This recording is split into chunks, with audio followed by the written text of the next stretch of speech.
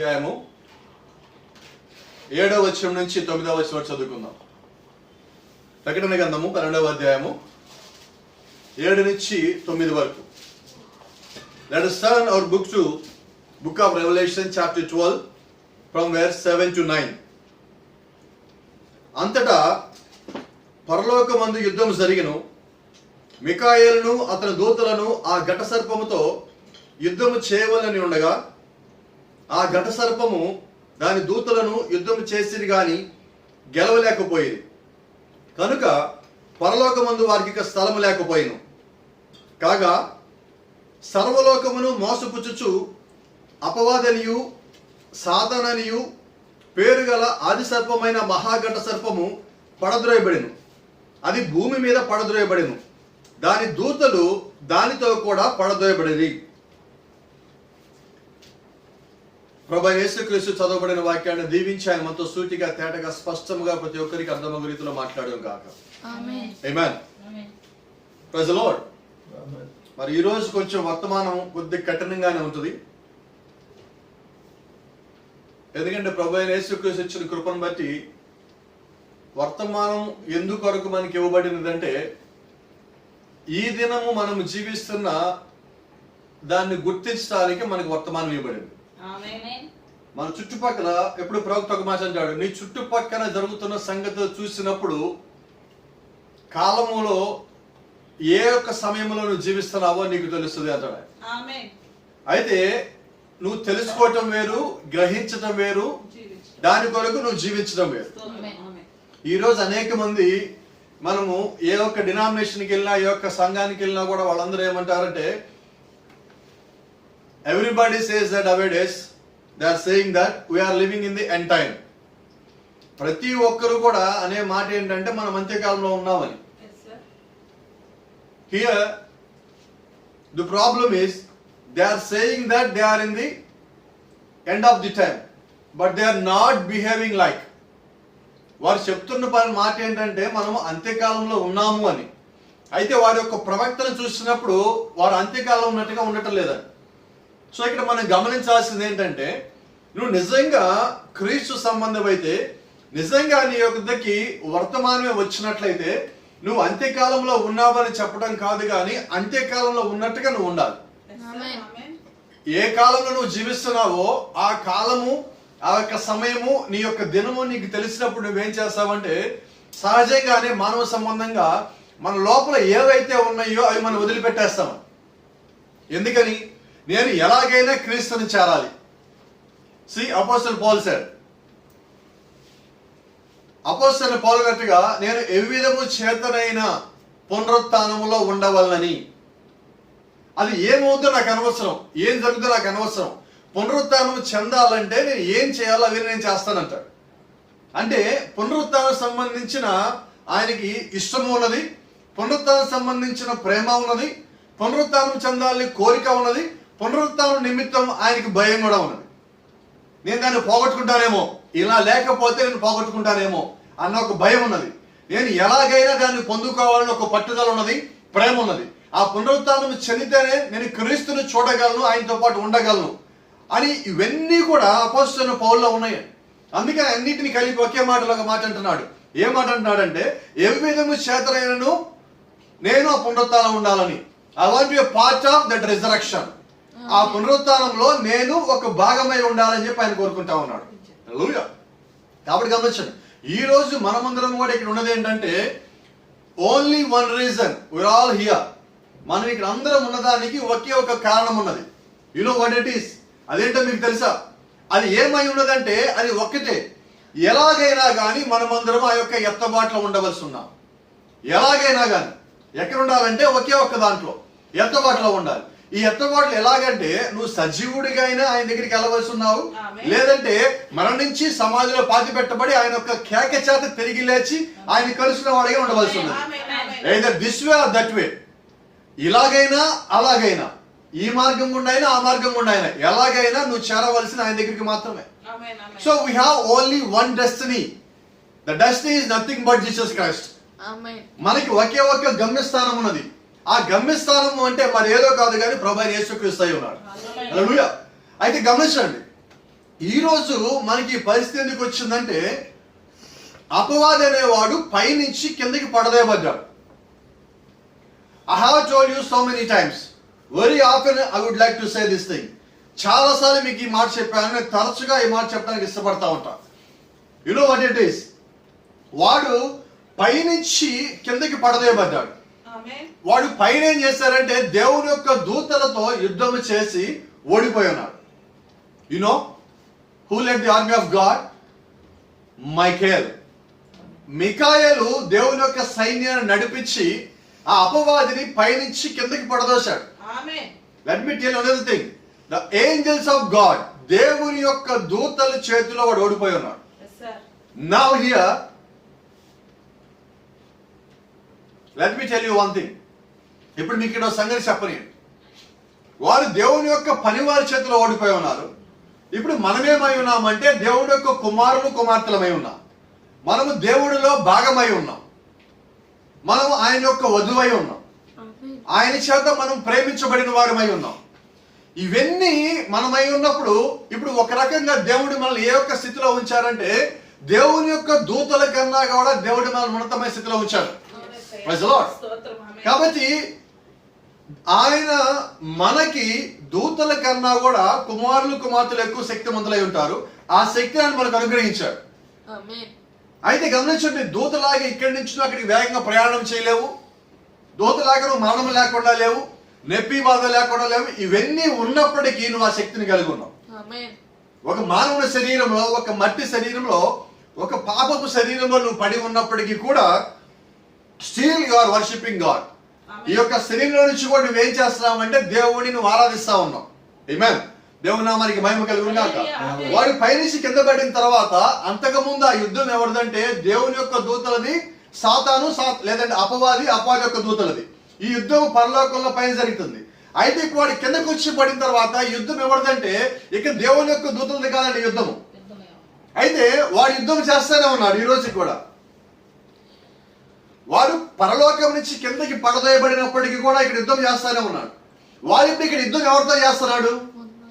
మనతో యుద్ధం చేస్తున్నాడు. సో ఇప్పుడు ఏంటంటే దేవుని యొక్క దూతల స్థానంలోకి మనం వచ్చాం యుద్ధం చేయడానికి. సో ఇప్పుడు దేవుడు ఏం చేశాడు? దేవుని యొక్క దూతల పక్షాన ఆయనే ఉండి యుద్ధం చేస్తున్నాడు. వన్ మెసేజ్ బలబనం సార్, ఒక మెసేజ్ లో సహోదరుడు బ్రహ్మం ఏమన్నారంటే అక్కడ మిఖాయిలో ఉండి యుద్ధం చేసింది ఎవరంటే యేసుక్రీస్తు అని చెప్పున్నాడు ఆయన. Praise the lord. సో ఇప్పుడు మిఖాయిలు ఎలా గెలిచారంటే మిఖాయిల్ అంతా మిఖాయిల్ గెలవలేదండి. So it was Jesus Christ was in మిఖాయిల్, ఇన్ మైఖేల్. ఇప్పుడు యేసుక్రీస్తు మిఖాయిల్లో ఉండి యుద్ధం జరిగించున్నాడు.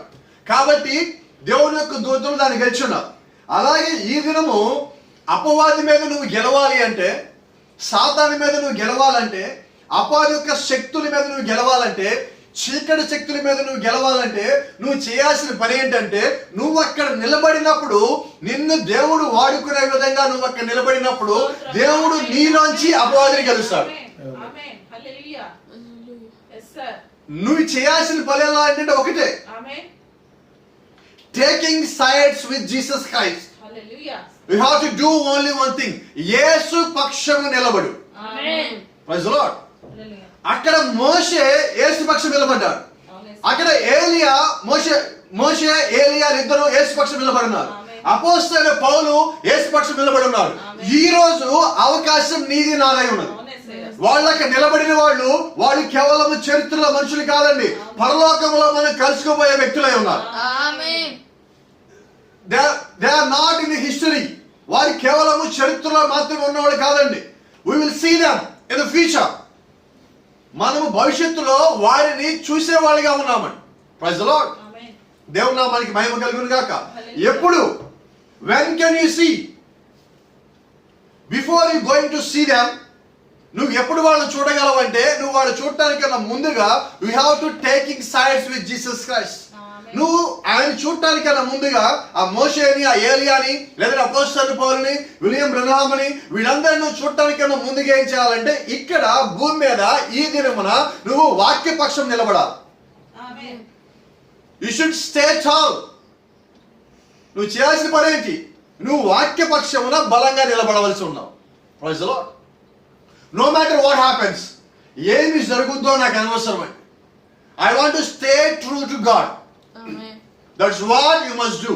నువ్వు చేయాల్సిన పనుల్లో ఒకటే ఉన్నది. ఏమి జరిగినప్పటికీ నువ్వు వాక్య విషయంలో యథార్థంగా ఉండు, వాక్య విషయంలో నమ్మకంగా ఉండు, వాక్య విషయంలో సత్యంగా ఉండు. Praise the lord. సో మనం అపవాది దగ్గర బిగిన్ చేసి ఇక్కడ దాకా ఎందుకు వచ్చామంటే, ఎవరైతే వాక్యపక్షం నిలబడుతున్నారో, ఎవరైతే యథార్థంగా ఉండాలనుకుంటున్నారో వాళ్ళని పడగొట్టడమే అపవాది యొక్క పని. సో వాటి పని ఏంటి? పడగొట్టడం. గమనించండి, that's what was happened in the 4 seals. ప్రకటన గ్రంథములో 6వ అధ్యాయంలో రాయబడిన 4 ముద్రల్లో కూడా వాడు చేస్తున్న పని అదే. వాడు ఎవరి దగ్గరికి వస్తున్నాడు? So in the first seal, మొట్టమొదటి ముద్రలో ఈ కాల ప్రవక్త వారి గురించి మాట్లాడితే ఇలాగంటున్నాడు. గమనించండి. Now notice, at the end time, at the end of the church ages now, is called and his children are called the Antichrist. ఈ దినమున కాలం యొక్క సంఘ కాలం యొక్క అంతంలో మనం ఉన్నాం. గమనించండి. He was saying in the first seal, మొట్టమొదటి ముద్రలో ఆయన ఈ మాట చెప్తా ఉన్నాడు. అయితే ఇక్కడ ఒక చిన్న మాట మాట్లాడాలనుకుంటున్నా. ఆయన ఏమంటాడంటే, మొదటి ముద్ర మాట్లాడతా, we are at the end of the church ages now. ఇప్పుడు మనం ఎక్కడున్నామంటే సంఘ కాలముల యొక్క అంతములో ఉన్నాము అంటున్నాడు మొదటి ముద్రలో.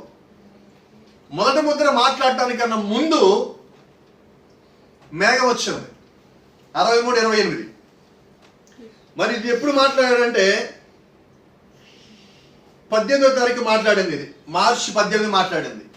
అంటే మేఘం వచ్చిన 20 రోజులకి సుమారుకి ఇది మాట్లాడింది, లేదంటే ఒక 18 రోజులకి ఇది మాట్లాడింది, ప్రసంగం చేస్తాం అది.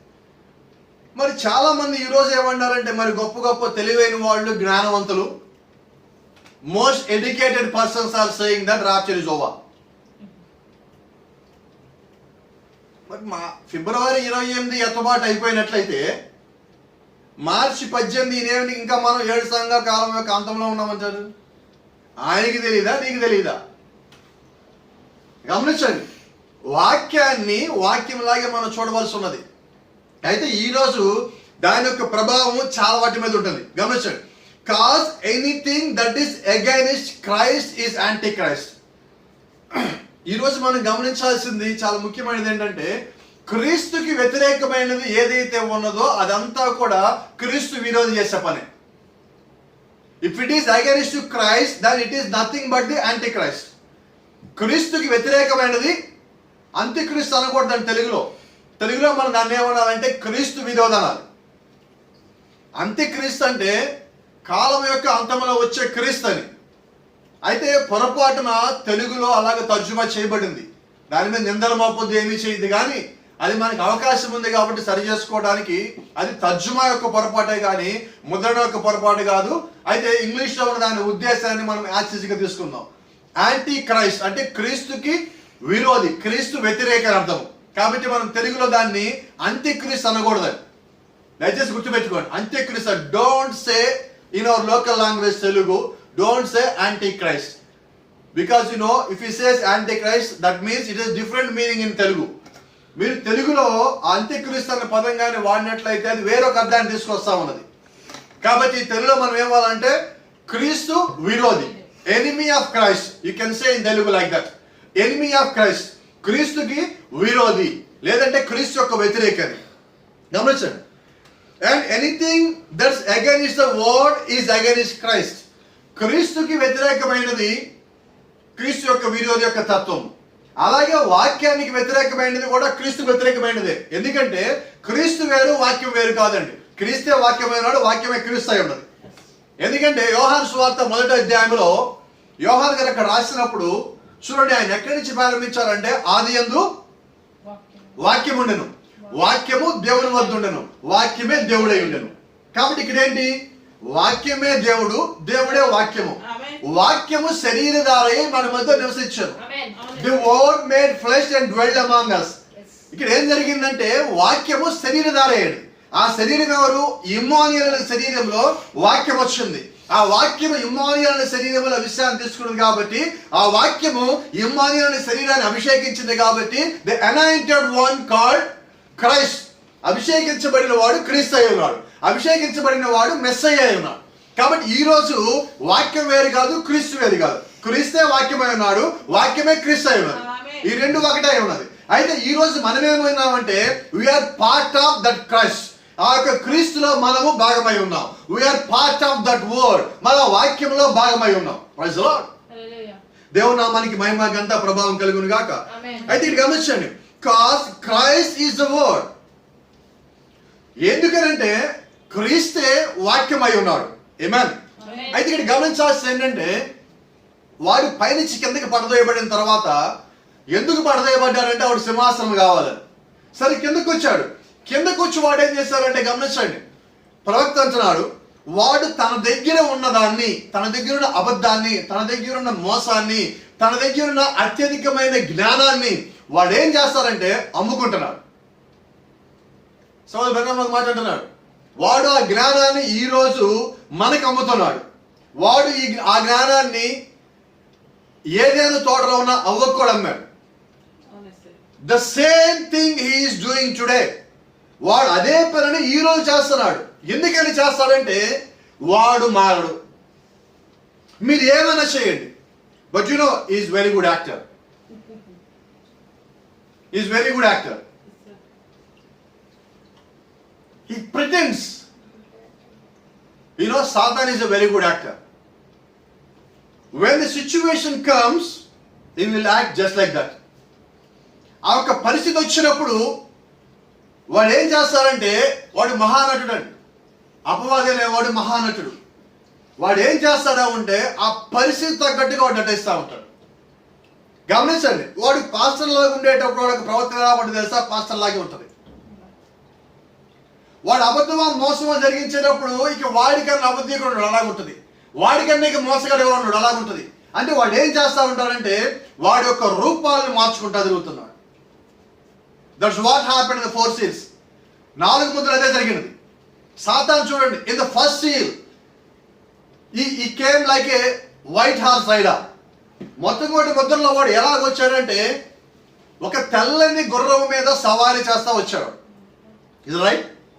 మొదటి గుర్రం మీద ఎలాగొచ్చాడు? తెల్లని గుర్రం మీద వచ్చాడు సవారీ చేస్తా. గమనించండి, profit said it's a white denominational horse. ప్రవక్త అంటున్నాడు ఒక తెల్లని మతశాఖ గుర్రం మీద వాడు వచ్చాడు. అంటే వాడు వచ్చింది ఏంటి? మతశాఖ మీద, కానీ కనిపిస్తుంది ఎలాగా? తెల్లగా. ప్రవక్త కూడా అన్నాడు, నాకు ఆ ముద్రల గురించి తెలియనప్పుడు వేరెవరో ఒక స్మిత్ అని ఒక పుస్తకం రాస్తే ఆ పుస్తకం నేను కూడా చదివి తెల్లని గుర్రం మీద వచ్చేది ఇంకెవరు యేసుక్రీస్తు అని ఆయన కూడా ప్రసంగాలు చేశాడు దాని మీద. తెల్లని గుర్రం మీద వచ్చేది యేసుక్రీస్తే కదా. అయితే గమనించండి, ఏర్పరచబడిన వారిని సైతము మోసపరిచే ఆత్మను వాడు కలిగి ఉంటాడు. So prophet is elected one, so he can't deceive him. ప్రవక్త ఎన్నుకోబడిన వ్యక్తి కాబట్టి ప్రవక్తను వాడు మోసం చేయలేడు. అయితే కొద్ది కాలం గడిచిన తర్వాత దేవుని యొక్క దూత ఈ 7 ముద్రలను ఆయనకి బయలుపరిచిన తర్వాత అప్పుడు ఆయన తప్పు తెలుసుకుని ఏమన్నాడంటే, ఆ మొదటి ముద్రలో వచ్చిన తెల్ల గుర్రం మీద వచ్చిన వ్యక్తి యేసుక్రీస్తు కాదు, వాడు అపవాదని చెప్పున్నాడు. గమనించారా? సో ఇక్కడ ఏమి జరిగిందంటే, నాకు అర్థం మీరు గ్రహించండి, నేను చెప్పాలనుకున్న ఉద్దేశం మీరు గ్రహించండి. నువ్వు నిజంగా దేవుని యొక్క వాక్యంలో ఉన్నప్పుడు, దేవుని యొక్క వర్తమానంలో ఉన్నప్పుడు సత్యమైనది నీ దగ్గరికి రాకుండా పోదు.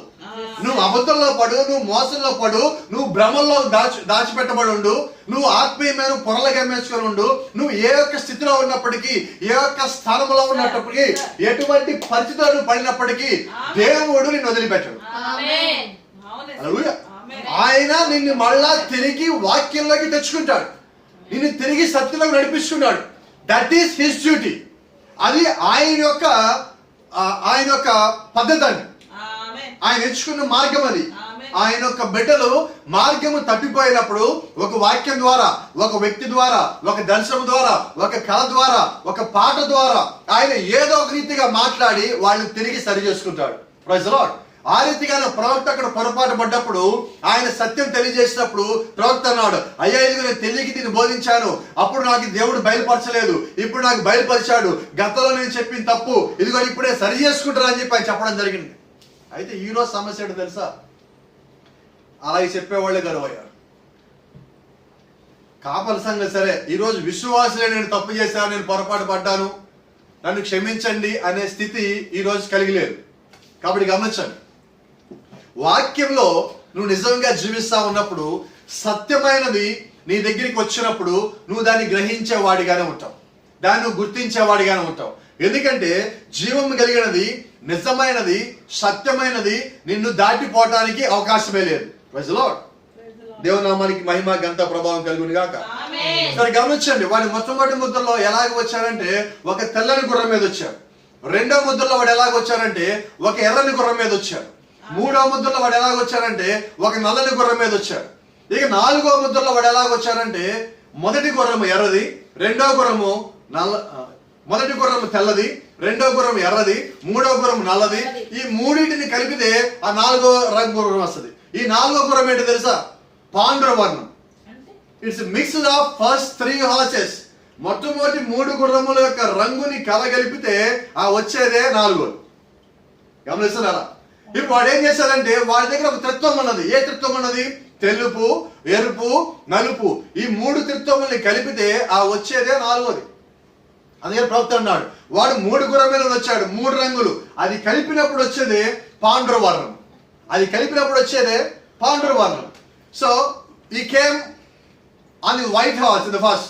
Yes. In the second, he came on the red horse. Yes. In the third, he came on the black horse. You know, when you mix all three colors of these horses, then you know at the end it will come like a pale horse. ఇప్పుడు 4వ గుర్రం ఏమొచ్చింది? ఈ మూడింటిని కలిపితే ఈ 3 దాంట్లో అక్కడక్కడ ఉన్నాయి. దాని ఒక అర్థం ఏంటంటే మొదటి ముద్రలో వాడు ఏం చేశాడో, రెండో ముద్రలో వాడు ఏం చేశాడో, మూడో ముద్రలో వాడు ఏం చేశాడో, ఇవన్నీ కూడా వాడు 4వ ముద్రలో కొనసాగిస్తున్నాడు. అయితే మొదటి ముద్రలో వాడు విడిగా చేసిన పని, రెండో ముద్రలో విడిగా చేసిన పని, మూడో ముద్రలో విడిగా చేసిన పని, వీటన్నిటిని కలిపి 4వ ముద్రలో చేస్తున్నాడు. అంటే 4వ ముద్రలో వాడి యొక్క ప్రభావం ఇంకా ఎక్కువ ఉన్నది. 4వ ముద్రలో వాడి యొక్క త్రిత్వం యొక్క ప్రభావం ఇంకా ఎక్కువ ఉన్నది. అయితే గమనించండి, అదే సమయంలో దేవుడు ఏం చేశాడంటే సింహాన్ని పంపించాడు, దూడని పంపించాడు, మనిషి ముఖమును పంపించాడు, ఎగురుచున్న పక్షులను పంపించున్నాడు. సో దేవుడు ఏం చేశాడు? వాడు 4 గుర్రములు పంపించినప్పుడు, లేకపోతే వాడు 4 రంగుల గుర్రాల మీద వాడు వచ్చినప్పుడు వాడిని తట్టుకోవటానికి, లేదంటే అక్కడున్న దేవుడు యొక్క ప్రజలని కాపాడటానికి దేవుడు ఆయన కూడా తన యొక్క శక్తిని కింద పంపిస్తానే ఉన్నాడు. సో దట్ మీన్స్ దేవుడు తన యొక్క ప్రజలని కాపాడటానికి మార్గాన్ని ఏర్పరుస్తానే ఉన్నాడు. He never left us alone. ఆయన ఎక్కడా కూడా మనల్ని ఒంటరిగా వదిలిపెట్టలేదండి.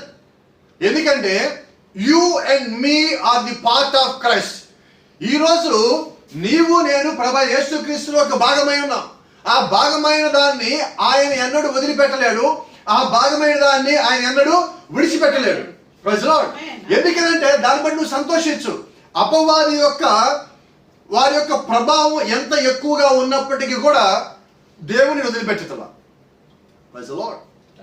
దేవుని నామానికి మహిమ ఘనత ప్రభావం కలుగును గాక. ఆమేన్. Let me tell you. Remember in the book of Thessalonians రాసిన పుస్తకంలో ఇలా ఉన్నాడు ప్రవక్త అంటున్నాడు, sitting upon the temple of God, calling himself God, forgiving sins on the earth. వాడు తెస్సలోనికీయులకు రాసిన పత్రికలో దాని గురించి ప్రవక్త మాట్లాడుతూలాగంటాడు, sitting upon the temple of God.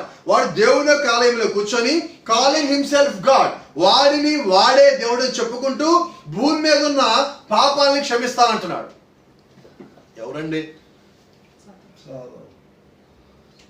పాపాలని క్షమించాల్సిన దేవుడు. ఇప్పుడు వాడు వచ్చామంటున్నాడు, నేను క్షమిస్తానంటున్నాడు. వాడు ఎక్కడ కూర్చున్నాడు? దేవుని యొక్క ఆలయంలో, దేవాలయంలో దేవుని కూర్చునే స్థలంలో వాడు కూర్చొని ఏమంటున్నాడంటే నేను క్షమిస్తాను మీ యొక్క పాపాలు అంటున్నాడు. అసలు పాపం చేసిందే వాడు. గమనించండి. Brother said so many times. సహోదరు బ్రహ్మం చాలాసార్లు ఈ మాట చెప్పున్నాడు. ఆయన ఏమన్నాడంటే భూమి మీద ఏ మనిషి పాపం చేయలా, అపవాది మనుషుల్లోకి వచ్చి పాపం చేయించింది. సో ఈ పాపం మొత్తం ఎవరిది? వాడిది. సో యేసుక్రీస్తు వచ్చి ఏం చేశారంటే వాడి పాపాన్ని తిరిగి వాడికి ఇచ్చేశాడు, వాడు చేయించాడు. ఈరోజు గమనించండి, చాలా మంది వ్యక్తులు ఉన్నారు, ఇదే ఆత్మ కలిగిన వ్యక్తులు. వీళ్ళు ఏం చేస్తారంటే వీళ్ళు ఏది చేయరు నేరుగా, వీళ్ళకి భయం. చూడండి, సాతాను ఎక్కడ ఎక్స్పోజ్ కాదు. అయితే ప్రవక్త ఒక మాట అన్నాడు, ఎక్స్పోజ్ లూసిఫర్. ప్రవక్త అంటుంది ఏంటంటే సాతాన్ని బట్టబయలు చేయండి అన్న. అయితే లూసిఫర్ ఏం చేస్తాడు? వాడు పనులు చేస్తాడు, అయితే అది కనబడకుండా కోరుకుంటాడు. వాడి బదులు వేరే వాడికి ఆ శిక్ష పడాలని కోరుకుంటాడు. ఇది లూసిఫర్ యొక్క పద్ధతి. గమనించారా? అంటే వాడు ఏం చేస్తాడంటే ఎవరైతే బలహీనంగా ఉన్నారో, ఎవరైతే చెప్పుడు మాటలు వింటారో వాడిని పట్టుకుంటాడు. వీడు చేయాలనుకున్న పని మొత్తం వాడితో చేయిస్తాడు. ఇప్పుడు శిక్ష ఎవరికి పడుతుంది? హత్య చేయమని చెప్పింది ఒకడు, చేసింది ఒకడు. శిక్ష ఎవరికి పడుతుంది? పడుతుందా? అని ఇప్పుడు బుక్ అయింది ఎవరు? చివరికి నిజమైన పోలీసు గారు అక్కడ ఉంటే ఏం చేస్తా తెలుసా? వినో బ్రదర్ బనం సెడ్, పరిశుద్ధాత్మ అంటే పోలీస్ అన్నాడు. నిజమైన పోలీస్ ఏం చేయాలి? సత్యమైన కనుక్కోవాలి. సో ఇప్పుడు అక్కడ పోలీస్ డ్యూటీ ఏంటి? పరిశుద్ధాత్మ యొక్క డ్యూటీ ఏంటో తెలుసా? సత్యాన్ని బయటికి తీయటం. సత్యాన్ని బయటికి తీయటం అంటే ఏంటి తెలుసా? పరిశుద్ధాత్మ వచ్చి గద్దించినప్పుడు అపవాది ఎమ్మటే బయటపడతాడు. చేయించిన వాడు కాదండి, చేసిన వాడు బయటపడతాడు. చేసిన వాడు ఏం చేస్తారంటే ఎమ్మటే చేయించిన వాడికి పేరు చెప్తాడు. ఇప్పుడు శిక్ష ఎవరికి పడుతుంది? చేసిన వాడికి శిక్ష పడింది, చేయించిన శిక్ష పడింది. అయితే చేసిన వాడెవడు? బలహీనుడు. చేయించిన వాడెవడు? జ్ఞానవంతుడు. బలవంతుడు, జ్ఞానవంతుడు. వాడికి తెలుసా అండి, వాడే చేసే శిక్ష వాడికి డబుల్ పడుతుంది. అందుకని వాడేం చేశాడు? వాడితో చేయించి వీడికి శిక్ష సగం పడింది, ఆ శిక్ష సగం వాడికి పడుతుంది. అంటే వాడు ఏం చేశాడు? వాడికి ఉన్న జ్ఞానం ఏంటి తెలుసా? శిక్షను తప్పించుకోవాలంటే పక్కన ఇరికించాలి. ఇంగ్లీష్లో సామెత, తెలుగులో చెప్తాను మీకు. పక్కన భుజం మీద పెట్టి తుపాకీ పెట్టి కాల్చడం అని విన్నారు ఎప్పుడన్నా? కరెక్ట్గా తగిలింది అనుకోండి, నేనే కాల్చా. కరెక్ట్గా తగలేదు అనుకోండి, నువ్వు సరిగా నుంచోలా, అయిపోలా. తగిలితే నేను కాదు, తగలకపోతే ఇదే అపవాది పని. అంటే వాడు ఏం చేశాడంటే అది కాల్చడానికి నేను వాడుకున్నాడు.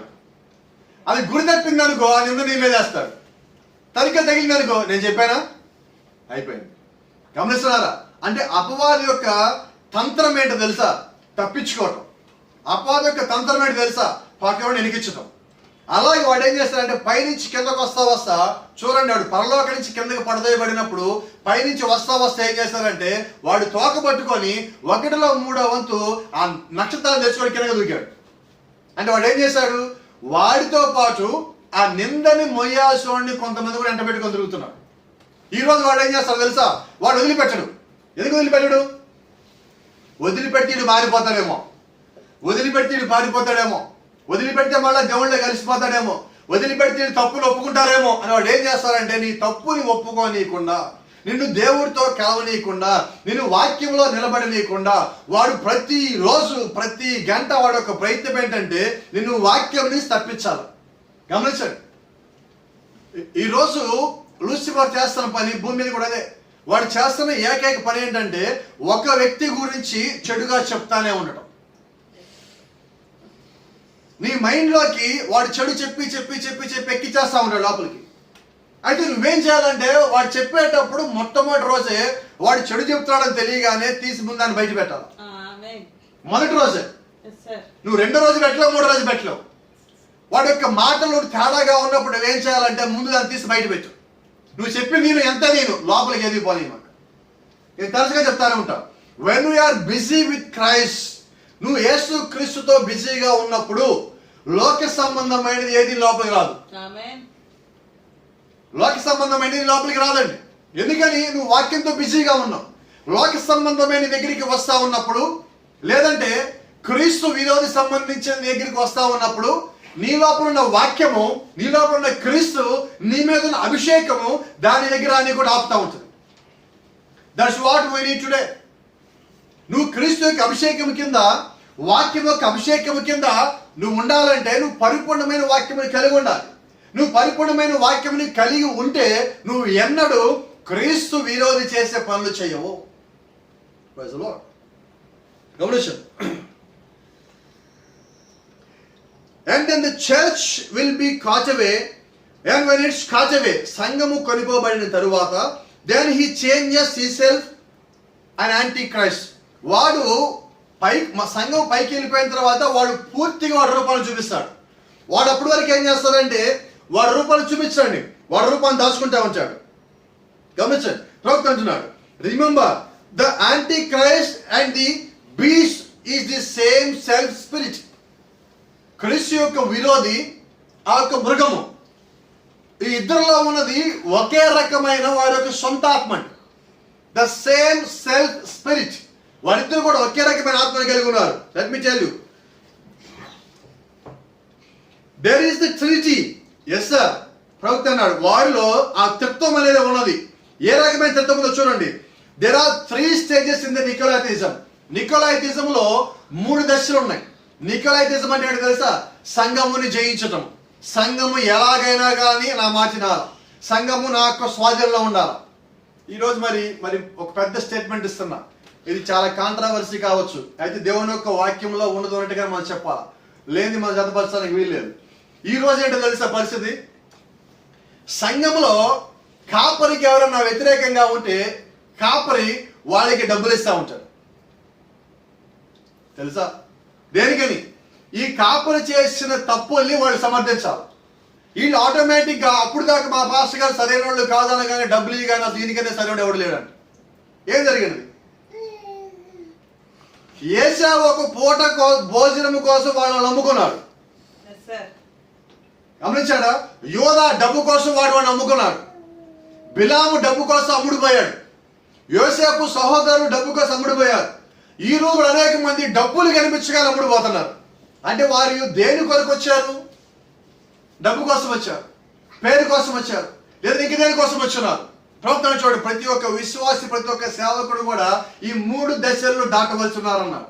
అయితే నికోలైటిజంలో వాళ్ళు ఏం చేశారంటే అధికారంలో పడిపోయారు, డబ్బులో పడిపోయారు. నేను ఎలాగైనా కానీ సంఘాన్ని చేజిక్కించుకోవాలి అనే ఒక స్థితికి వచ్చి వాళ్ళు ఏం చేశారో తెలుసా? డబ్బుడికి అమ్ముడిపోయారు.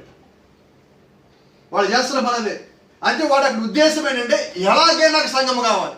వాడు సంఘం కట్టలేడు, ఎందుకంటే వాడికి సాక్ష్యం లేదు, వాడు సంఘం కట్టలేడు. కాబట్టి ఏం చేయాలి?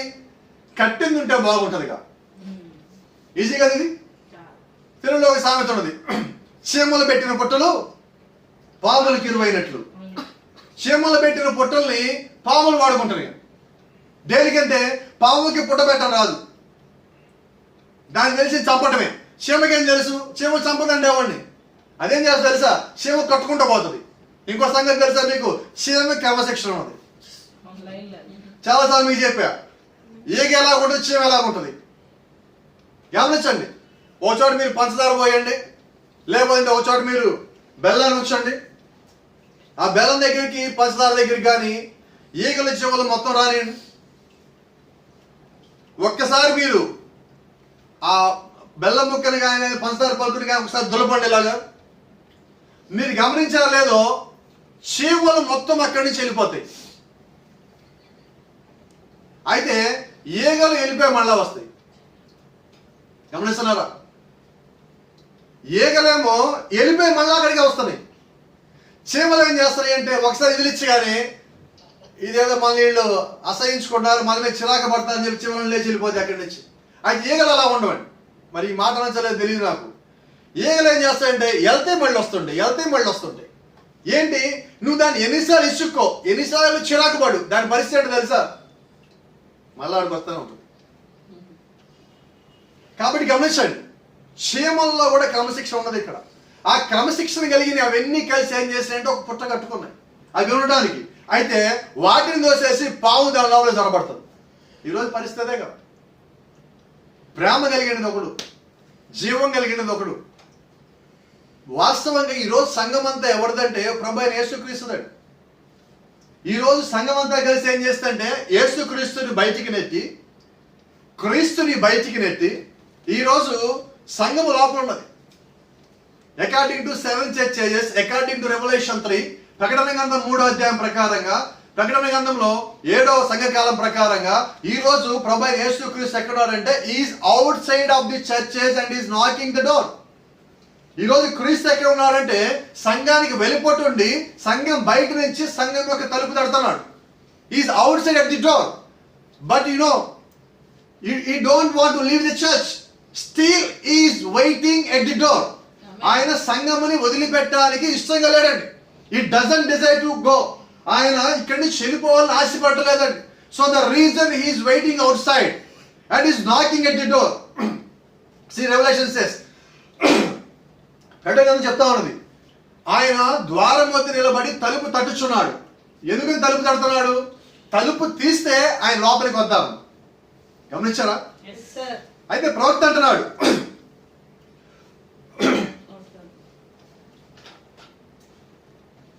గమనించండి, ఇప్పుడు ఆయన ఎక్కడ ఉన్నాడంటే సంఘానికి బయట ఉండి సంఘం యొక్క తలుపు తడుతున్నాడు. ఇప్పుడు లోపల ఉన్న వాళ్ళు ఆయన యొక్క స్వరం విని తలుపు తెరవాలి.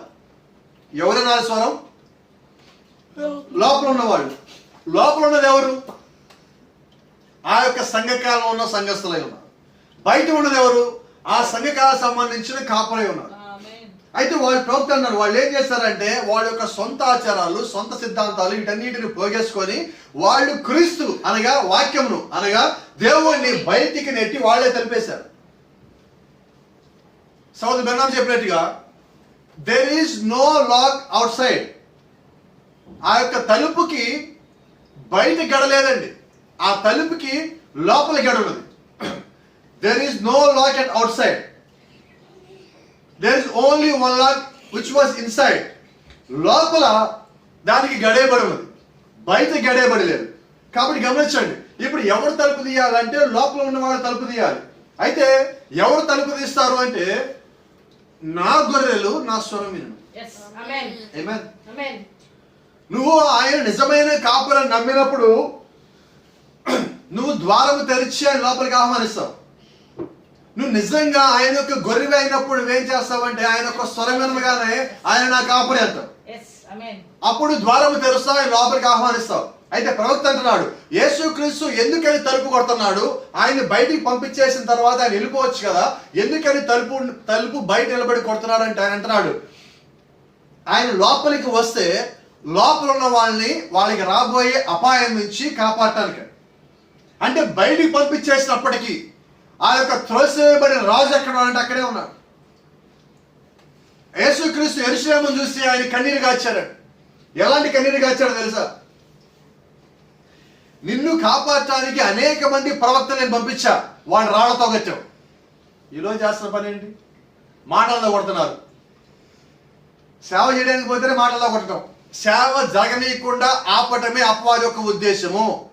వాక్యము ప్రకటించబడకుండా ఆపటమే అపవాది యొక్క ఉద్దేశము. ఈరోజు చూడండి, అపవాది యొక్క ఉద్దేశాన్ని నెరవేర్చడానికి వాడి పక్షం మనుషులు ఉన్నారు.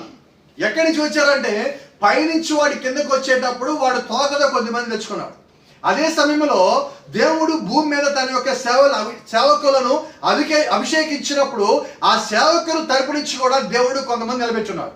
ప్రజలో అంటే దేవుని సేవకునికి సపోర్ట్ గా నిలబడే వాళ్ళు ఉన్నారు, ఆ సేవని పడగొట్టే వాళ్ళకి సపోర్ట్ గా నిలబడటానికి కూడా అపవాది కొంతమంది ఉన్నారు. అయితే చివరికి విజయం ఎవరిది? ఎవరు గెలిచేది?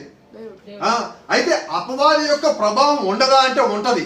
ఎంతవరకు అంటే దేవుని యొక్క ప్రభావము, దేవుని యొక్క శక్తి తెలిసేంత వరకు. అలాగే క్రీస్తు విరోధి యొక్క ప్రభావం ఉంటుందా అంటే తెల్ల గుర్రం మీద వచ్చిన వాడికి ప్రభావం ఉన్నది, నల్ల గుర్రం మీద వచ్చిన వాడికి ప్రభావం ఉన్నది, ఎర్ర గుర్రం మీద వచ్చిన వాడికి ప్రభావం ఉన్నది. అయితే పాండురు వర్ణం గుర్రం మీద వచ్చినప్పుడు వాడి ప్రభావం ఇంకా ఎక్కువ. అయితే గమనించండి, యేసుక్రీస్తు మొట్టమొదటిగా సింహాన్ని పంపించున్నాడు, దూడను పంపించున్నాడు, మనిషి ముఖాన్ని పంపించున్నాడు. అయితే 4వ ముద్రకు వచ్చినప్పుడు యేసుక్రీస్తు ఏం చేశారో తెలుసా? ఎగురుచున్న పక్షాలను పంపించారు.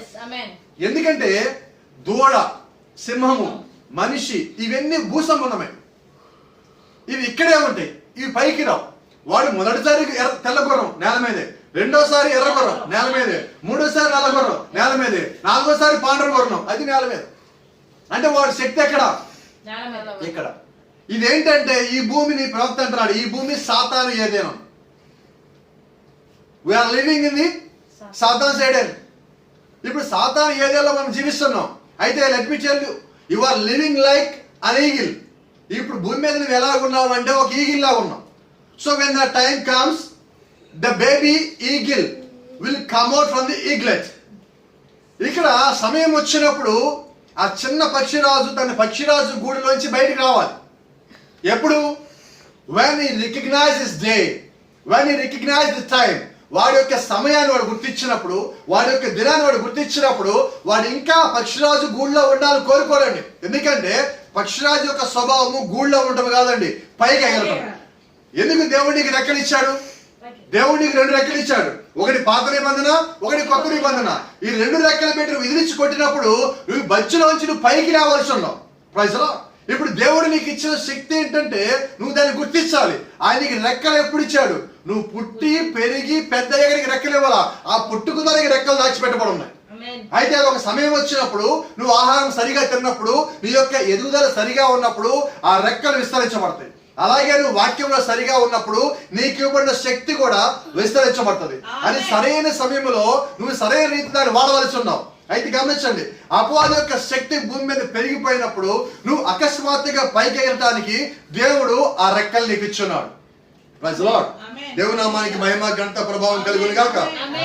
అయితే అపవాది యొక్క పని ఏంటి? నిన్ను డబ్బుతో కొట్టము. అపవాది యొక్క పని ఏంటి? నిన్ను డబ్బులో పడేయటము.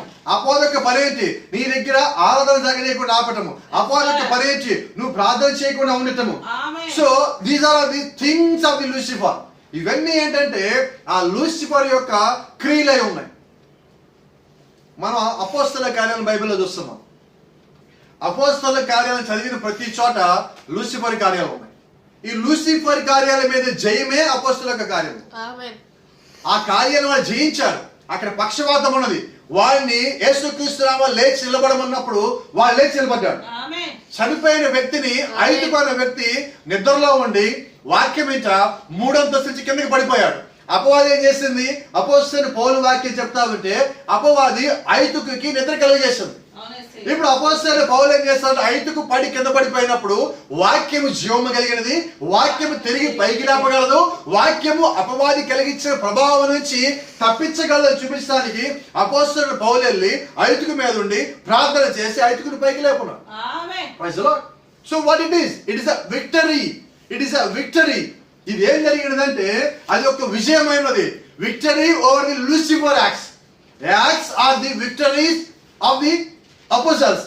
అపోస్తలుల కార్యములు ఏంటంటే అపోస్తలుల యొక్క విజయాలే ఉన్నాయి. ఈ విజయాలన్నీ ఎక్కడి నుంచి వచ్చినాయి? క్రీస్తు నుంచి వచ్చినాయి. ఈ క్రీస్తు నుంచి వచ్చిన విజయాలు ఎవరి మీద అంటే లూసిఫర్ యొక్క కార్యాల మీద.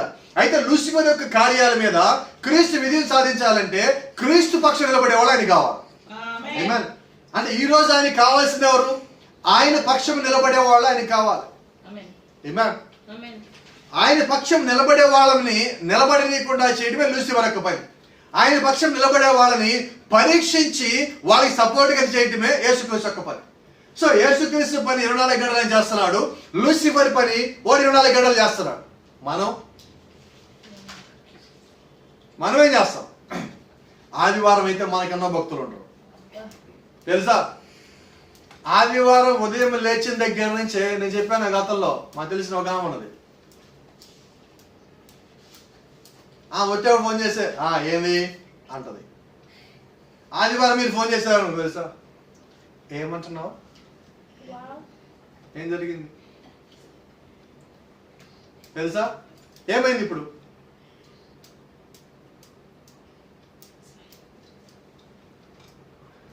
దాని ఒక అర్థం ఏంటంటే సోమవారం నుంచి శనివారం దాకా నీ బూతులు మాట్లాడు, నీ ఇష్టం వచ్చినట్టుగా జీవించు, లోకంతో పెనేసుకొని తిరుగు, లోకాన్ని కౌగులించుకో, లోకాన్ని ఎత్తుకొని తిరుగు, చేయాల్సిన మొత్తం చెయ్యి. ఆదివారం మాత్రం పవిత్రత. ఎప్పుడు పవిత్రత అంటే ఆదివారం తలస్నానం చేసాము, చర్చికి వెళ్తాం, బైబిల్ చేస్తూ ఉంటుంది. బైబిల్ చేస్తూ ఉండగా నువ్వేమవుతావు? చాలా మంది అనుకుంటారు బైబిల్ చేస్తూ బతుకుంటే పవిత్రలు అయిపోయామని. నువ్వు బైబిల్ చదివినంత మాత్రాన, బైబిల్ నువ్వు చెప్పినంత మాత్రాన, బైబిల్ నువ్వు చేత్తో పట్టుకుని తిరిగినంత మాత్రాన నువ్వు ఎన్నడూ పవిత్రుడు కావు. ప్రవర్తన చూడండి. నువ్వు సంఘములో ఎలాగున్నావు అన్నది ముఖ్యమైనది. అయితే నువ్వు సంఘములోంచి బయటికి వెళ్ళిన తర్వాత ఎలాగున్నావు అన్నది అన్నిటికన్నా ముఖ్యమైనది. అంటే నీ యొక్క జీవితము కేవలము ఆదివారం సంఘంలో ఉండటం మాత్రమే కాదు. ఆదివారం కాపర దగ్గర, ఆదివారం సంఘములో ఎంతో వినయంగా చేతులు కట్టుకొని మోకాళ్ళ దాకా వంగి నమస్కరించే వాళ్ళు అక్కడ ఉండద్దు. ఎందుకంటే సాతాను మహానటుడు, వాడు యాక్టర్, పర్ఫెక్ట్ యాక్టర్. మరి వాడికి కానీ అవార్డులు పెడితే వేరెవడికి కూడా అవార్డు రానియడు. నేనంటాను మరి బహుశా ఇది పెద్ద స్టేట్మెంట్, నా మీద కోపం కూడా తెచ్చుకోవచ్చు. ప్రతి చోట ప్రతి సంఘంలో ఎవడో ఒకటి మహానటుడు ఉంటాడు. మహానటుడు అంటే ఏంటో తెలుసా? పాస్టర్ గారు అసలు మీ అంతటి ఎవడు లేడండి అంటాడు మన దగ్గరికి వచ్చి. పక్కెళ్ళగానే ఈయన సరైనడు కాదండి. ఇదేంటిది? ఇది అపవాది యొక్క లక్షణం. నిజమైన విశ్వాసం యొక్క లక్ష్యం ఏంటి తెలుసా? నీ ముందు ఒకేలాగా మాట్లాడతాడు, నీ వెనక ఒకేలాగా మాట్లాడతాడు. అది నిజమైన విశ్వాసం యొక్క లక్షణమై ఉన్నది. గమనించండి, ప్రవక్త అంటున్నాడు అపవాది దగ్గర త్రిత్వముతో పాటు ఇక్కడ వాడు ఇప్పుడు భూమి మీద చేస్తున్న పనులు కూడా 3 ఉన్నాయి. దెర్ ఈస్ ద ట్రినిటీ, అక్కడ త్రిత్వం ఉన్నది. Yes sir, it is 3 stages of the same devil power. అపవాది యొక్క శక్తిలో మళ్ళా 3 దశలు ఉన్నాయి. వాళ్ళు 3 దశలో వాడు ఏం చేస్తారు చూడండి. Remember Nicolaitan, see it had to be incarnate before it could be crowned. అది వారి తల మీద పెట్టడానికన్నా ముందుగా దానికి సపోర్ట్ కావాలి. అది మొత్తము బయలుపడవలసి ఉన్నది. గమనించండి. Now watch this 3 stages. అక్కడ 3 దశలు ఉన్నాయి. The first stage, he is called anti Christ. వాడు మొట్టమొదటిగా ఏమని పిలువబడాలంటే క్రీస్తు విరోధి అని పిలువబడాలి. ఆమేన్. Second stage, he is called the false prophet. వాడు రెండవ వాడిగా ఏం చేయాలంటే ఒక అబద్ధపు ప్రవక్తగా పిలువబడాలి. The third one, the third stage, he is called the beast. Or మూడవ వాడిగా ఏంటంటే అప్పుడు మృగమని పిలువబడాలి. మొట్టమొదటిగా క్రీస్తు విరోధి, రెండవదిగా అబద్ధ ప్రవక్త, మూడవదిగా మృగముగా పిలువబడాలి. ఈ నికోలాయితను వాడు ఏం చేశాడు? క్రీస్తు విరోధిగా పిలువబడ్డాడు. గమనించండి. Then he is called again the false prophet. ఆ తర్వాత వాడు అబద్ధ ప్రవక్తగా పిలువబడాలి. Which when the teaching become a man. అయితే అక్కడ ఏం జరిగిందంటే ఒక మానవుని సిద్ధాంతం బయటకు వచ్చింది. He was a prophet to teaching of the hierarchy. ఇప్పుడు పైనుంచి కిందికి ఇలాగ వచ్చే విధాన్ని హైరార్కీ అంటాం. ఈ హైరార్కీ విధానంలో వాడు పైన ఉంటున్నాడు, నా తర్వాత మీరు అందరూ ఉండండి అంటున్నాడు. అంటే వాడు ఏం చేశాడు?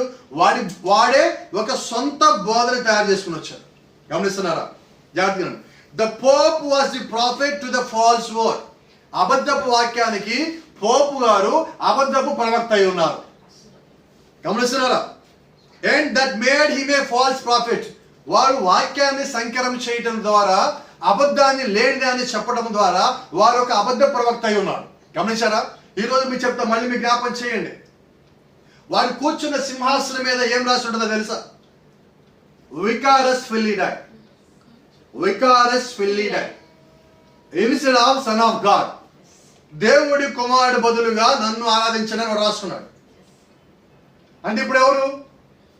అపవాది ఎవరు? గమనించారా? ప్రవక్త అంటున్నాడు what you are saying. Who is the rider? Who is this rider? ఆ గుర్రం మీద వచ్చేవాడు ఎవరండి? గుర్రం మీద వచ్చే రౌత్ ఎవరు? మనం దేని గురించి మాట్లాడుతున్నాం? This horse rider. మనం ఇప్పుడు మాట్లాడేది ఆ గుర్రం మీద వచ్చే ఆ రౌత్ ఎవరు? మొదటి గుర్రం మీద, రెండో గుర్రం మీద, మూడో గుర్రం మీద, నాలుగో గుర్రం మీద, తెల్లని గుర్రము, ఎర్రని గుర్రము, నల్లని గుర్రము, పాండువర్ణ గుర్రం మీద వచ్చే who is that horse rider? ఆ గుర్రం మీద వచ్చే రౌత్ ఎవరు తెలుసా? Do you know what it is? It's a Satan's superman. ఎవరండి? ప్రవక్తలు ఈరోజు అనేక మందికి సూపర్ మ్యాన్ కావాలని కోరుకున్నది. సూపర్ మ్యాన్ అంటే కోరిక ఏంటి తెలుసా? ఎలాగంటే అలాగ వెళ్ళిపోవచ్చు, ఇలాగ వెళ్ళిపోవచ్చు. ఇప్పుడు అపవాదికి ఏంటండి? ఇప్పుడు సూపర్ మ్యాన్ కోరిక అంటే ఇక్కడ ఉద్దేశం ఏంటి తెలుసా? కష్టపడకుండా ఏదైనా రావాలి. ప్రపంచంలో ఎవరికన్నా ఏదైనా కష్టపడకుండా వస్తుందా? నువ్వు కష్టపడి నువ్వు సంపాదించుకుంటే నీదవుతుంది. నువ్వు కష్టపడి తిన్నప్పుడు, నువ్వు సంపాదించుకొని తిన్నప్పుడు, ఆ తిండి తినేటప్పుడు నీకు ఒక సంతోషం ఉంటుంది. ఉచితంగా తినే తిండి తింటున్నప్పుడు ఈ సంతోషం ఉండదండి. దాని యొక్క ప్రభావం కూడా ఉండదు. అది నీకు బాడీలో వేస్ట్ కొలెస్ట్రాల్ తీసుకోవచ్చు ఉచితమైన తిండి. గమనించండి. అందుకని మనకి కొన్ని ఉన్నాయి. మనుషుల్ని ఎలా చంపాలని కొన్ని రెస్టారెంట్లు ఉంటాయి. ఈ రెస్టారెంట్లు ఏం చేస్తూ ఉంటాయంటే ఉచితమైన ఆఫర్లు పెడతా ఉంటాయి. వాళ్ళు పెట్టే ఫుడ్ ఏమో జంక్ ఫుడ్. ఆ జంక్ ఫుడ్ తింటే ఏం జరుగుతుంది అంటే నీ బాడీలో ఫ్యాట్ పెరుగుతుంది. అంటే నీ బాడీలో నీ యొక్క శరీరంలో కొవ్వు పెరుగుతుంది. నువ్వు కొవ్వు పెరగటం వల్ల అక్కడ ఏమవుద్దంటే నువ్వు చనిపోవడానికి దగ్గర అవుతా ఉంటావు. నీ శరీరంలో కొవ్వు పెరిగినప్పుడు ఈ కొవ్వు అధికమవడం చేత నీ నీ హృదయానికి రక్తాన్ని సరఫరా చేసే నాళాలు ఏవైతే ఉన్నాయో అవి కుచించుకుపోతాయి. అంటే నువ్వు ఈ కొవ్వు పెంచడం వల్ల శరీరంలో రక్తాలు కుచించుకుపోవటం వల్ల హార్ట్ అటాక్ రావటం, లేదంటే శరీరంలో కొన్ని రోగములన్నీ బయలుదేరుతాయి. వీటన్నిటికి కారణం ఏంటి? నువ్వు తినే జంక్ ఫుడ్. ఆ జంక్ ఫుడ్ నువ్వు తినకపోతే వాడు ఏం చేస్తాడు తెలుసా? వాడు అక్కడ ఒక ఆఫర్ పెడతాడు. ఏం ఆఫర్? 1+1 by 2 get 1. 2 పిజ్జాలు కొంటే ఒక దరిద్రం ఫ్రీ. ఏంటి దాని ఒక ఉద్దేశము? నీకు అది తింటేనే కొవ్వు పట్టిందని తెలిసి నువ్వేం చేస్తున్నావు? అబ్బా 2 కొంటే ఒకటి ఫ్రీ అంటే ఆ ఫ్రీ దాన్ని దృష్టిలో పెట్టుకుని తింటున్నావు. అంటే వాడు ఇప్పుడు ఉచితంగా ఏం పంపిస్తున్నాడు? నీ చావుని నీ దగ్గరికి పంపిస్తున్నాడు, నువ్వే కొనుక్కుంటున్నావు ఒక రకంగా. అలాగే ఈ రోజు ఇక్కడ చాలా మంది కూడా ఏం చేస్తారంటే ఉచితం అనగానే ఇక దాన్ని వదిలిపెట్టటల్లా. అయితే వాస్తవం గమనించండి, నీకు నిజంగా అది అవసరమైతే నువ్వు తీసుకో, నిజంగా అది నీదైతే నువ్వు తీసుకో. అది నీదైతే నీ యొద్దకి అది పరిగెత్తుకొని రాకపోవచ్చు, నడిచి రాకపోవచ్చు, ఆ యొక్క సమయానికి అది నీ దగ్గరికి వచ్చి చేరుతుంది. Praise Lord. కాబట్టి గమనించండి, వాడు పైనున్నప్పుడు పడగొట్టాలని చూశాడు, వాడు వల్లకాల ఏదైనా తోటలో పడ్డాడు, అక్కడ పడగొట్టాడు, అక్కడి నుంచి మానవాళి మొత్తం పడి బయటకు వచ్చింది. ఈ రోజు ప్రభు యేసుక్రీస్తు చేస్తున్న పని, లేకపోతే ఈ రోజు వాక్యం చేస్తున్న పని, లేకపోతే ఈ రోజు 7 సంఘ కాలాల్లో ఉన్న వర్తమానాలు చేస్తున్న పని, లేకపోతే ఇప్పుడు భూమి మీద ప్రవక్త యొక్క పరిచయ రంగం నుంచి ముగిసిపోయిన తర్వాత భూమి మీద 5 రకాల పరిచయంలో ఉన్న సేవకులు చేస్తున్న పని, అలాగే అనేక మంది దేవుని చేత పిలువబడిన విశ్వాసులు సువార్త చేస్తున్నప్పుడు వీళ్ళందరూ చేసే పని కూడా ఒకటే పని. ఆ పడిపోయిన మానవుని యొక్క స్వరూపాన్ని తిరిగి నిలబెట్టడంలో వారి యొక్క పని వాళ్ళు చేస్తా ఉన్నారు. ఆ పనిని డిస్టర్బ్ చేయడానికి మళ్ళీ సాతాను మన మధ్యలో దూరి ఉన్నాడు.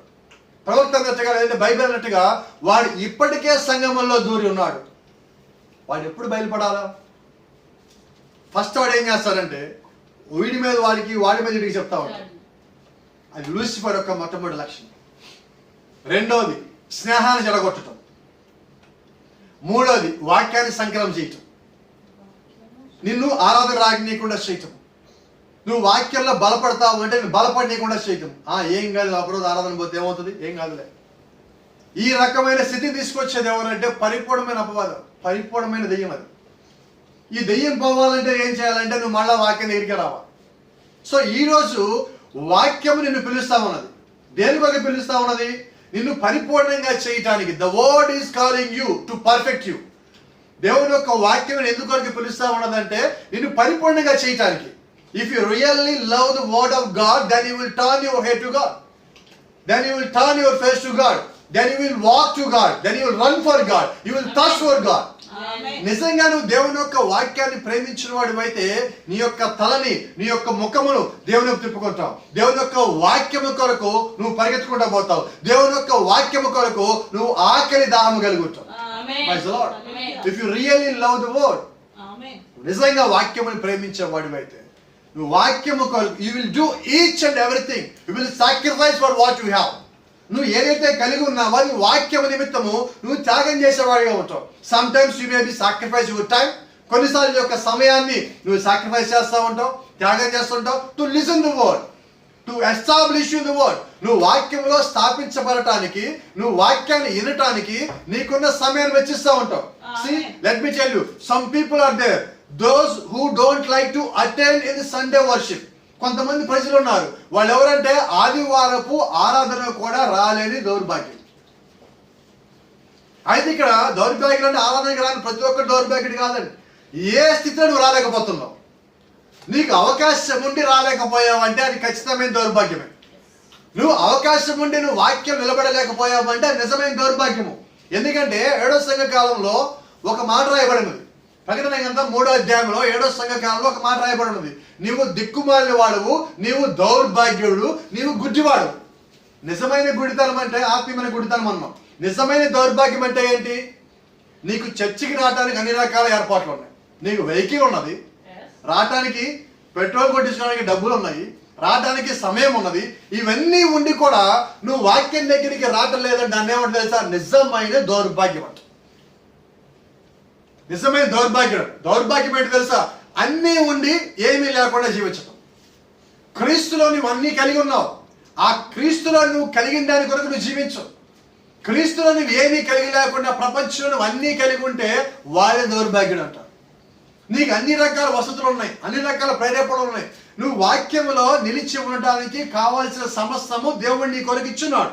అవన్నీ ఇచ్చినప్పటికీ నువ్వు వాక్యంలో లేకపోయినట్లయితే నువ్వేమై ఉన్నావు అంటే అంట నువ్వు ఒక పర్ఫెక్ట్ దౌర్భాగ్యుడు. అంతే కదా? గమనించండి, ఈరోజు మరి ఎక్కడెక్కడ ప్రాంతాల నుంచి, మరి ఇతర దేశాల నుంచి కూడా, ఇప్పుడు సౌదీ అరేబియా నుంచి కొన్ని కుటుంబాలు అట్లా ఉన్నాయి, వైజాగ్ నుంచి, ఇంకా ఇతర ప్రాంతాల నుంచి, ఏలూరు నుంచి, విజయవాడ నుంచి, గుంటూరు నుంచి, రకరకాల ప్రాంతాల నుంచి అనేక మంది అటెండ్ అయి ఉన్నారు. మరి ఇంతమంది అటెండ్ అయి ఉన్నప్పుడు వీళ్ళంతా దేని కొరకు అటెండ్ అయి ఉన్నారు? పిచ్చోళ్ళే కాదండి. దేని కొరకు అంటే ఇంకో విధంగా పిచ్చోళ్ళే. దేని కొరకు వీళ్ళు పిచ్చోళ్ళే అంటే వాక్యము కొరకు పిచ్చోళ్ళు, దేవుడి కొరకు పిచ్చోళ్ళే ఉన్నాం. మీకు ఒక మాట చెప్తారని గమనించండి. అమెరికా దేశంలో ఒక పిచ్చోడు ఒక మెడలో బోర్డు వేసుకుని వెళ్తున్నాడు. ఏముంది ఆ బోర్డులో? ఐఎమ్ క్రేజీ ఫర్ క్రైస్ట్, నేను క్రీస్తు కొరకు పిచ్చోడని రాసాను. అందరూ ఆ బోర్డు నవ్వుతారని. అలాగే ఆదివారం ఉదయం అవుద్దనగానే రెడీ అయిపోయి, పొద్దునే లేచి రెడీ అయిపోయి, వాక్యం ఎప్పుడప్పుడు వింటామా, వాక్యం ఎప్పుడప్పుడు రెడీ అవుతుందా, ఇంకా పాస్టర్ గారు జూమ్ ఆన్ చేస్తారా లేదా అని ముందుగానే చెక్ చేసి వాళ్ళు కొంతమంది ఉన్నారు. కొంతమంది అంటారు ఏంటి ఆ పిచ్చిదనం? అవునండి, దేని కొరకు పిచ్చిదనం అంటే ఇది పాస్టర్ గారి కొరకు పిచ్చిదనం కాదండి, వాక్యం కొరకు పిచ్చిదనం. మరి ఆ పిచ్చోడు ముందుకెళ్తున్నప్పుడు అది చూసి అందరూ ఎగతాళి చేస్తున్నారు. ఈ రోజు నిన్ను కూడా చూసి చాలా మంది ఎగతాళి చేయొచ్చు. ఏంటి అంత దూరం పోవటం వాక్యం కోసం, ఆయన ఒకడే పాస్టరా, ఇంకెవరో లేరా అనొచ్చు. అయితే ఎందుకు మేము వింటున్నామో అది నీకు, నీ హృదయానికి, నీ అంతరాత్మకు తెలుసు. ఇప్పుడు ఆ వ్యక్తి అక్కడ బోర్డు వేసుకున్నప్పుడు అందరూ అతను చూసి ఎగతాళి చేశారు. అదే ఈ వ్యక్తి నడిచి దాటిపోయిన తర్వాత వెనకాల ఇంకో బోర్డు ఉన్నది. వెనకాల బోర్డు మీద ఏమున్నది? నువ్వు దేని కొరకు పిచ్చోడు అయిపోయింది. అంటే నీకున్న సమయాన్ని నువ్వు క్రీస్తు కొరకు ఇవ్వాల్సినప్పుడు ఇవ్వటం లేదంటే నువ్వు క్రీస్తు కొరకు పిచ్చోడు కాదు. కాబట్టి ఈరోజు ఏమేది ఏంటంటే నువ్వు నిజంగా వాక్యాన్ని ప్రేమించేవాడు అయితే నువ్వు ఇంటి దగ్గరే ఉన్నప్పుడు నీ వాక్యము నీ కొరకు ఇంటి దగ్గరికి వస్తున్నప్పుడు నువ్వు పరిగెత్తాల్సిన పని ఏంటి? గమనించారా? వాక్యం ఎందుకు వస్తా ఉన్నప్పుడు నువ్వు నీ యొక్క సమయాన్ని నువ్వు వాక్యం కొరకు ఇవ్వాలి కదా అంటున్నావు. పరిపూర్ణంగా దానికి ఇవ్వాలి. అయితే ఇవ్వనీయకుండా చేసే పని లూసిఫర్. ఇచ్చినా వాడుకోలేకపోవడం వాడుకున్న దౌర్భాగ్యం. ఇవ్వకపోయినా దాన్ని ఎలాగలా తెచ్చుకోలేకపోవడం దేవుడు యొక్క కృప. ఎలాగైనా ప్రయత్నం, ప్రభా నాకు అవకాశం లేదు. చాలా మంది గమనిస్తున్నా, వాళ్ళకి కుటుంబంలో ఆర్థిక పరిస్థితి బాగున్నప్పటికీ కూడా మొబైల్లో ఇప్పుడు డేటా మెయింటైన్ చేస్తారు. ఎందుకంటే వాక్యం వినడానికి అవకాశం పోతుందేమో. ఎందుకని? వాడు వాక్యము కొరకు పిచ్చోళ్ళు అయి ఉన్నారు. ఏదో ఒక రోజున దేవుడి కృపని వాళ్ళు ఖచ్చితంగా పొందుకుంటారు. ఈరోజు గమనించండి, నేను ఆర్థికంగా ఏ స్థితిలో ఉన్నాను అన్నది ప్రాముఖ్యం కాదండి. వాక్యంలో నా ఆత్మీయమైన స్థితి ఏ స్థితిలో ఉన్నది, ఇది నాకు కావాలి. నా ఆత్మీయమైన స్థితిని సరిగా లేకుండా దాన్ని పడగొట్టడము, దాన్ని జారేయటము, దాన్ని లాగటము అపవాది యొక్క పని. నువ్వు జారిపోయినప్పుడు, నువ్వు జారిపోయినప్పుడు దేవుడిని పక్షం నిలబడుతున్నాడు. నువ్వు పడిపోయినప్పుడు ఆయన తన చేయి చాపి నిలబెడతా ఉన్నాడు. నువ్వు పడిపోతే అనుమానం వచ్చినప్పుడు ప్రభువానికి ఎక్కబెడితే ఆయన చేయి పట్టుకుంటున్నాడు. ఆయన వదిలిపెట్టింది అక్కడ. కాబట్టి గమనించండి, వాక్యము కొరకు ఉండే వాళ్ళని ఆయన వారి పక్షాన్ని నిలబడతానే ఉన్నారు. నువ్వు చేయాల్సింది నువ్వు క్రీస్తు పక్షాన్ని నిలబడ్డావా లేదా? అపవాది క్రియలు వాడు చేస్తానే ఉన్నాడు. లూసిఫర్ క్రియలు వాడు ఆపడండి. వాడు నువ్వే కాదు, నీవు నేను ఎత్తపాటైపోయి ఇక్కడి నుంచి వెళ్ళిపోయిన తర్వాత కూడా వాడి పనులు ఆపు. మనం 3.5 సంవత్సరాలు ఆయనతో పాటు అక్కడ సుఖంగా ఉన్నప్పుడు వాడు భూమి మీద ఇంకా విజృంభిస్తాడు. వాడు ఇంకా ఇప్పుడు విజృంభిస్తూ ఉన్నాడు. వాడి యొక్క పాపాలు పరిపూర్ణం అవ్వాలండి. వాడు పడదోయబడాలంటే, వాడు బంధించబడాలంటే, వాడు నాశనానికి పోవాలంటే వాడి పాపాలు పరిపూర్ణం అవ్వాలా. వాడు కూడా ఒక దశకి రావాలా. గమనించండి, నాకు తెలిసి ఒక సహోదరులు ఉన్నారు, ఆయనకి మామిడి తోట ఉన్నది. నేను అడిగాను, అయ్యా కాయలు ఎప్పుడు వస్తాయి అన్న. పాస్టర్ గారు, నేను కాయలు కోసి తీసి పండేనండి, చెట్టుకే పండాలండి అన్న. అంటే ఇప్పుడు ఆ కాయ అని ఎప్పుడు వస్తాడు? అది పరిపక్వతకు వచ్చిన తర్వాత అది వస్తాడు. సో ఇదేంటిది భౌతికంగా మాట్లాడుతున్నా, అది పండిన తర్వాత వస్తాడు. అలాగే ఇక్కడ ఏంటంటే వాడి పాపం కూడా పూర్తిగా పండిన తర్వాత దేవుడు ఆడికి వస్తాడు. అంతేనా? దేవుడు నాశనం తీసుకుని పోతాడు. అలాగే ఈ రోజు అపవాది యొక్క లక్ష్యములు ఎవరిలో అయితే అది పరిపూర్ణం అవుతాయో వాడు ఖచ్చితంగా అపవాదికి ఒక దూతగా వాడు పనిచేసేవాడిగా ఉన్నాడు. అయితే ఈ రోజు నీవు నేను వాక్యపక్షాన్ని నిలబడే వాళ్ళమైనట్లయితే నీ తరపున నా తరపున యుద్ధం చేసేది మనలో ఉన్న ఆయనే, మనలో ఉన్న క్రీస్తే గాని యుద్ధం చేసేది మనం కాదండి. కాబట్టి నీ ప్రయత్నము నా ప్రయత్నం ఒకటే, క్రీస్తు పక్షాన నిలబడటం. Praise the Lord. నేను ముగింపుకు వస్తున్నా. When here in the Bible లో ఇలాగ ఉండదు. Here is the Bible says who is the antichrist. ఆ క్రీస్తు విరోధి ఎవరు? ఇట్స్ అ మ్యాన్ అని అంటున్నాడు అక్కడ. ఆ క్రీస్తు విరోధి ఎవరంటే ఒక మనిషి ఉన్నాడు. This rider is nothing but Satan's superman. ఈ సూపర్ మ్యాన్ ఎవరు? ఇంతకీ సాతాన్ యొక్క సూపర్ మ్యాన్, ఆ గుర్రం మీద వచ్చినవాడు. ఇంతకీ వాడు ఎవడంటే చూడు, హీఈస్ అన్ ఎడ్యుకేటెడ్ జీనియస్. ఇంతకీ ఎవడు? ఎక్కువ జ్ఞానం కలిగి చదువుకున్నాడు, ఎక్కువ జ్ఞానం కలిగినాడు. వీడి జ్ఞానాన్ని చూపిస్తున్నాడు. గమనించండి, వాడు చేస్తున్న పని ఏంటంటే వాడి జ్ఞానం చూపిస్తున్నాడు. ఇక్కడ నీ జ్ఞానము నా జ్ఞానం లేదు. వాక్యం ఏదైతే చూపించిందో నీవు నేను ఆ కోణం చూపించవలసి ఉన్నాం. Praise the Lord. గమనించండి. I hope you got your ears open. నేను అనుకుంటున్నా ఇప్పుడు మీ యొక్క చెవులు, మీకున్న చెవులు తెరవబడ్డాయని. They was trying to one of his children out not long ago the television cast. ఆయన ఒక ఉదాహరణ చెప్తున్నారు. ఎక్కువ కాలం కాదు, కొద్ది కాలం క్రితం అక్కడ ఒక సంఘటన జరిగింది. దాని గురించి ఎక్స్ప్లెయిన్ చేస్తాడు. చూడండి, educated, this is Satan super man. ఈరోజు అత్యధికమైన చదువుకోవటం కూడా అది అపవాదికి అదొక బలహీనంగా, అపవాదికి ఆ వ్యక్తులకు రావటానికి అదొక బలహీనతగా మారింది. చదువు ఎక్కువైపోయినప్పుడు ఏం చేస్తారంటే బైబిల్ నమ్మడం. చదువు ఎక్కువైనప్పుడు ఏం చేస్తారంటే బైబిల్ ఏదైనా ఉండని నాకే ఎక్కువ తెలుసు బైబిల్ కన్నా కానీ అంటారు. ఎంత దుర్మార్గులు నాకు తెలిసి మూర్ఖులు ఉన్నారు. ఒక 2-3 మూర్ఖులు చెప్తాను. ఒక పరిపూర్ణమైన మూర్ఖుడు ఒకరు అంటాడు, అపోస్తలుని పేతురుకి ఏం తెలియదండి, చదువుకోలేదు కదా అంటాడు. అపోస్తలుని పేతురుని అభిషేకించింది ఎవరు? ప్రభు అయిన యేసుక్రీస్తు. మరి పేతురు మేడగదిలో ఉన్నప్పుడు పేతురు లోపలికి వచ్చింది ఆత్మ, దేవుడు ఒక ఆత్మ. మరి దేవుడు ఆత్మ వచ్చిన పేతురికి ఏమి తెలియదు అన్నాడంటే మరి ఇతనికి ఏం తెలిసినట్టు? మరి ఇతనికి ఈ సమస్య ఎందుకు వచ్చిందంటే చదువు ఎక్కువైపోయి. చదువు సరిపడుతుందని కూడా ఎలా ఉంటావు అంటే అమ్మో దేవుడు అంటావు, వాక్యం అంటావు, నువ్వు భయం కలిగి ఉంటావు. అది చాలా మంది సంఘ బిడ్డలు చూస్తూ ఉంటారు. వాళ్ళు సంఘపు ఆరాధన కన్నా ముందే వస్తూ ఉంటారు. వాళ్ళందరూ ఎవరు? వాక్యం అంటే భయం కలిగిన వాడు. సరైన సమయం రాని వాళ్ళు ఎవరు? దేనికని? వాళ్ళకి సొంత జ్ఞానం ఉంది. పర్లేదు పాస్టర్ గారు పాటలు పాడుతూ ఉంటారు, పాటలు పాడేటప్పుడు వెళ్ళి ఏం చేయాలా, వాక్యం చెప్పేటప్పుడు పండుకున్నారు. ఇది పరిపూర్ణమైన దెయ్యం యొక్క మొట్టమొదటి లక్షణం. కాబట్టి గమనించండి, నువ్వు నిజంగా దేవుల్లో ఉన్నప్పుడు నువ్వేం చేస్తామంటే నీకున్న జ్ఞానము తీసి నువ్వు పక్కన పెట్టాలి. Praise the Lord. దేవుని నామానికి మహిమ కలుగును గాక. గమనించండి, ఇంకేమున్నది? With education, with wisdom, which church theology of his own words. వాడి యొక్క సొంత జ్ఞానము కలిగి, ప్రతిదీ సొంతదే వాడిది, వాక్యం నుంచి వచ్చింది ఏది లేదండి.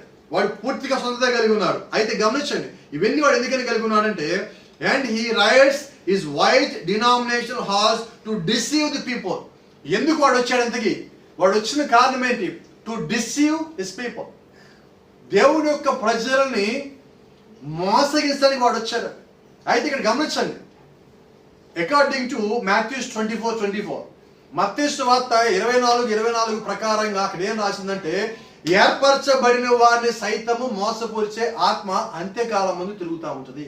అంటే ఇప్పుడు మనం ఉన్న కాలంలో తిరిగే ఆత్మ పేరేంటో తెలుసా? మోసపరిచే ఆత్మ. It's a deceiving spirit. ఈ డిసీవింగ్ స్పిరిట్ ఎక్కడి నుంచి వచ్చింది? మోసపరిచే ఆత్మ ఎక్కడి నుంచి వచ్చింది? లూసిఫర్ నుంచి వచ్చింది. ఈ లూసిఫర్ చేసే పని ఏంటి? మోసగించడం. అంటే మోసము ఎవరిని చేస్తాడు గమనించండి. ఎప్పుడు తెలివినోడు మోసపోడు, దేవుడి జ్ఞానం కలిగినోడు మోసపోడండి. మోసపోయేది ఎవరంటే దేవుని జ్ఞానము లేనివాడు మోసపోతాడు. Praise the Lord. దేవుని నామానికి మహిమ గంధ ప్రభావం కలుగును గాక. వాళ్ళకి కావాల్సిన ఏర్పాట్లు మొత్తం వాడు చేసుకున్నాడు. ఇప్పుడు వాడికి ఏం కావాలంటే ప్రజలు కావాలి. ప్రజలు ఎందుకు కావాలి? వాడు మాటలు వినేవాడు వాడికి కావాలండి. వాడు ఏదైతే వాడి ఉద్దేశం కలిగి ఉన్నాడో వాడి ఉద్దేశం మన లోపలికి పంపించాలంటే వాడికి ఆ ప్రజలు కావాలి. అయితే దేవుడు ఏం చేశారంటే దేవుడి ప్రజల్ని వాడిల దగ్గర ఉండనీయకుండా, వాడి యొక్క అధికారం కింద ఉండనీయకుండా, వాడి యొక్క సొంత వాక్య విరోధమైన సంఘంలో ఉండనీయకుండా దేవుడు ఆయన యొక్క బిడ్డలను బయట తీస్తున్నాడు.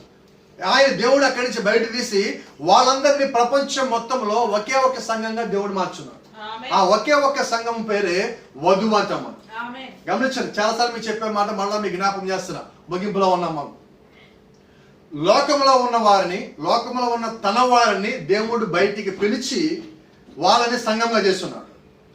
ఈ సంఘము మత శాఖలు అయిపోయింది, రకరకాల సిద్ధాంతాలకు వెళ్ళిపోయింది. ఈ సంఘాల్లో నుంచి ఇప్పుడు దేవుడు ఏం చేశాడంటే తన వధువును పిలుచుకున్నాడు. 2000 సంవత్సరాలు దేవుడు మత శాఖలకు అనుమతిచ్చాడు. మారతాయి మారతాయి మారతాయి అని 7 వర్తమానలేఖలు ఇచ్చారు. మారతారు వింటే కదా. ఆయన యొక్క పరిశుద్ధాత్మని 7 భాగములు చేసి భూమి మీద పంపించాడు. ఆత్మ చెప్తే నిజమైన సంఘం అయితే వింటది కదా అని. అయితే వాళ్ళు వెనకపోగా చెడగొట్టే వాళ్ళు ఎక్కువైన కారణం చేత దేవుడు ఏం చేస్తారంటే తన యొక్క ప్రజల్ని ఇప్పుడు బయటికి తీసుకొని వచ్చి ఆయన వధువుగా మార్చుకుంటా ఉన్నాడు. ఆ వధువుకే ఈరోజు వర్తమానం అంటే. ఈరోజు మీరు గమనించినట్లయితే కల్లబొల్లి మాటలు చెప్పి కాలక్షేపం చేసే వర్తమానాలు కావి. కఠినంగా ఉంటూ మనల్ని సరిచేసే కరెక్టైన మాటలుగా ఉన్నాయి. ఎందుకంటే నువ్వు ఎత్తబాటులోకి వెళ్ళాలంటే నువ్వు మెత్తడి మాటలు చెప్తే నువ్వు ఏనాడు నువ్వు ఎత్తబడు. వాక్యాన్ని వాక్యంగా చెప్పినప్పుడు నువ్వు ఎత్తబడతావు. ఎందుకంటే బాప్తిస్మ యోహాను గురించి లేదంటే ఆయన చెప్పిన మాట ఒక మాట ఉన్నది. ప్రతి చెట్టు మొదటిలో వేరు దగ్గర గొడ్డలు ఉంచబడింది. ఎందుకని గొడ్డలు ఉన్నదయ్యా? షేవింగ్ చేసుకోవడానికి ఉండదు అక్కడ, ఆకులు చెక్కడానికి ఉండదా? దేనికి ఉన్నది? సరిగా ఫలింపుని ప్రతి ఒక్క చెట్టుని నరికి పారేయడానికి అక్కడ గొడ్డలు ఉంచబడింది. ఇప్పుడు ఈ మాట ఎలా చెప్పాలి? ఈ మాట చెప్పామనుకో, అదిగో పాస్టర్ గారి కోపం, ఈయన పాస్టర్గా పనికిరాడు, ఈయన కోపం ఎక్కువ. ఇప్పుడు గొడ్డలను ఎలా చెప్పాలి? ఓ చిన్న మాట చెప్తారు, మరి ఇప్పుడు నాకు చెప్పలేదు, తెలియదు, ఇది సందర్భం తెలియదు. టీవీలు వచ్చిన కొత్తల్లో దూరదర్శన్ టైంలో చెప్తా ఉన్నా. మరి మీకు చాలా మంది తెలియదు దూరదర్శన్ అంటే కూడా. మొట్టమొదటి టీవీ ఛానల్, గవర్నమెంట్ వాళ్ళు టీవీ ఛానల్ దూరదర్శన్ అంటే. న్యూస్ చదివేటప్పుడు వాళ్ళు ఏం చెప్పేవాళ్ళు అంటే, ఏ న్యూస్ అయినా చదువు నీ ముఖం మీద నవ్వు ఉండాలి అని చెప్పారు. నవ్వు పోకూడదు అన్నమాట. ఇప్పుడు ఏం చేయాలి? ఒక ఊళ్ళో యాక్షన్ జరిగింది, 100 మంది చచ్చిపోయారు, అంటే చెప్పాలి. చెప్పండి, నవ్వుతా చెప్పాలా? ఎట్లా చెప్పాలా? అది పరిస్థితి. అన్ని రకాలుగా చెప్పడం అవ్వదండి. ఇప్పుడు దాన్ని ఏం చెప్పాలా? బాధపడతానే చెప్పాలి. ఎందుకని? అది అలాగే చెప్పాలి. మరి ఇక్కడ ఈ మాట ఎలా చెప్పాలా? ఇది కరుకైన మాట కరుగ్గానే చెప్పాలి. తప్పు చేసినప్పుడు ఏం చేయాలి? ఒళ్ళో కూర్చోబెట్టుకొని భలే చేశానన్నా, బంగారు కన్నా మళ్ళా చేయమంటావా? ఏమంటారు? తప్పు చేసినప్పుడు ఏం చేయాలా?